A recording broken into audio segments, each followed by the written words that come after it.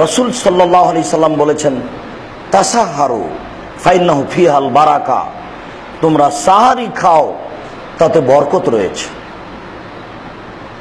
আবু হুরায়রা রাদিয়াল্লাহু তাআলা আনহু বলেন, রাসূল সাল্লাল্লাহু আলাইহি সাল্লাম বলেছেন, আল বারাকাতু ফি সালাসাতিন, বরকত তিনটা জিনিসে রয়েছে। তার একটি হচ্ছে ফিল জামাতে, জামাতে সালাত আদায় করলে বরকত হয়। দুই, অফিস সারিদে, গোস্তের ঝোলে রুটি ভিজিয়ে খেলে তাতে বরকত হয়। তিন, অসাহরে, সাহারি খেলে তাতে বরকত হয়। সেহেরি বলবেন না, সাহারি। সেহের মানে জাদু, আর সাহার মানে সকালের সূর্য ওঠার আগে আজানের সময় খাওয়া, ওই খাওয়ার নাম হলো সাহারি। আর সেহের একই শব্দ, সেহরুন মানে জাদু, আর সাহারুন মানে ওই সকালের সাহারি খাদ্য। রাসূল সাল্লাল্লাহু আলাইহি সাল্লাম বলেছেন, ইন্নাল্লাহা ওয়া মালায়েকাতাহু ইউসাল্লুনা আলাল মুতাসাহিরিন, যারা সাহারি খায় তাদেরকে আল্লাহ ক্ষমা করেন। যারা সাহারি খায় তাদের জন্য ফেরেশতাগণ আল্লাহর নিকটে ক্ষমা চান। এই কারণে রাসূল সাল্লাল্লাহু আলাইহি সাল্লাম বলেছেন, তাসাহারু ওয়ালাউ বিজুরাতিন মিন মাইন, এক ঢোক পানি হলেও সাহারি খাও। এক ঢোক পানির নামও সাহারি।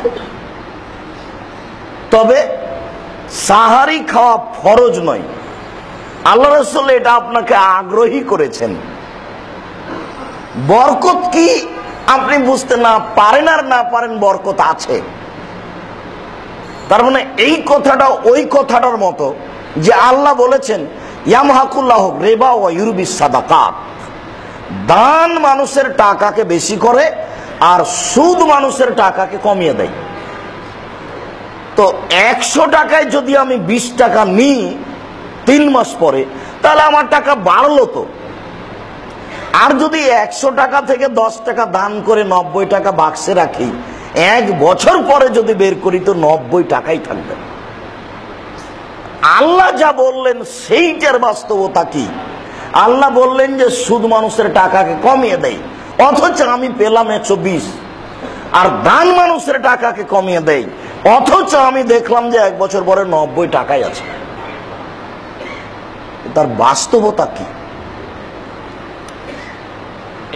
এই কথাটাই হচ্ছে ওই কথাটা যে আনাস রাদিয়াল্লাহু তাআলা আনহু বলেন, আমার মা আমাকে রাসূলের কাছে নিয়ে গেলেন। একটা কাপড়কে 2 টুকরা করলে 1 টুকরা আমার পরনে দিলেন আর 1 টুকরা আমার গায়ে দিলেন, দিয়ে আমাকে রাসূলের কাছে নিয়ে গেলেন। নিয়ে গিয়ে আমার মা বলছেন, হাজা খুয়াইদে মৌকা ফাদুল্লাহ, এই যে আনাস আপনার ছোট খাদেম, আপনি তার জন্য দোয়া করুন। খাদেম হিসেবে উনি তার ছেলেকে সমর্পণ করছেন আল্লাহ রাসূলের কাছে।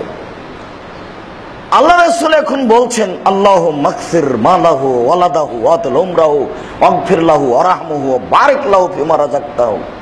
আল্লাহ তুমি আনাসকে দীর্ঘজীবী করো, তার ছেলে মেয়ে অর্থ সম্পদ বেশি করে দাও, তাকে ক্ষমা করো, তার প্রতি দয়া করো, তাকে যে রুজি দিয়েছো তাতে তুমি বরকত দাও।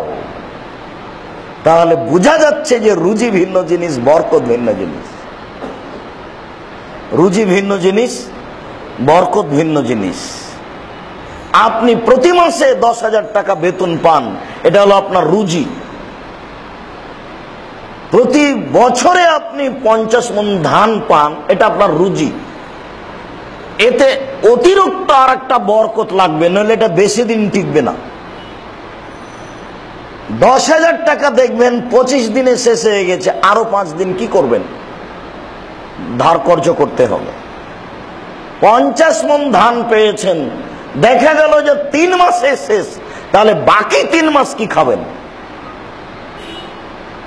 কোথাও সমস্যা আছে, বরকত হচ্ছে না কেন?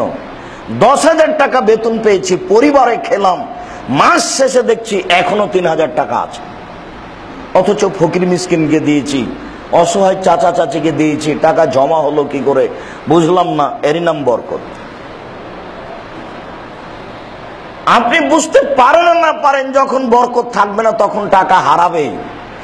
এই কথাটা বোঝানোর জন্য ওই কথাটা বলেছিলাম যে আপনি বেতন নিয়ে বাড়িতে ঢুকছেন, বেতন 40,000 টাকা, বাড়িতে ঢুকছেন, ঢোকার সাথে সাথে রিং হচ্ছে, মোবাইলটা অন করে শুনছেন, ছোট বোন বলছে ভাই তোমার ভাগ্নে হাত অ্যাক্সিডেন্ট করেছে, আমি এখন মেডিকেলে আছি, 40,000।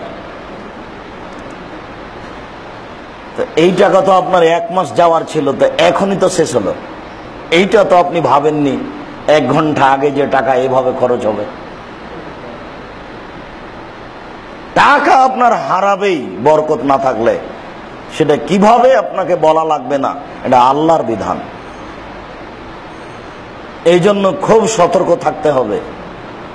সতর্কের ব্যাপারে বলেছি যে চাউল পড়ে গেলে তুলে নিতে হবে, বস্তার চাউল শেষ করে খাওয়া হবে না, কিছু থাকতে আবার নিয়ে আসতে হবে, মেপে রান্না করতে হবে, আটাও মেপে নিয়ে রুটি বানাতে হবে। আর যেই পাত্রে চাউল আছে 10-15 দিন খাওয়ার পরে মাপতে হবে না, মাপলেই কয়েকদিন পরে শেষ হয়ে যাবে। বুখারীর হাদিসে এসেছে, আয়েশা রাদিয়াল্লাহু তাআলা আনহা বলেন, আল্লাহর নবী যখন চলে গেলেন সাল্লাল্লাহু আলাইহি সাল্লাম, সোয়া কেজি আটা রেখে গেছিলেন, সোয়া কেজি। রুটি বানায় খায়, রুটি বানায় খায়, রুটি বানায় খায়, অনেক দিন খেলাম।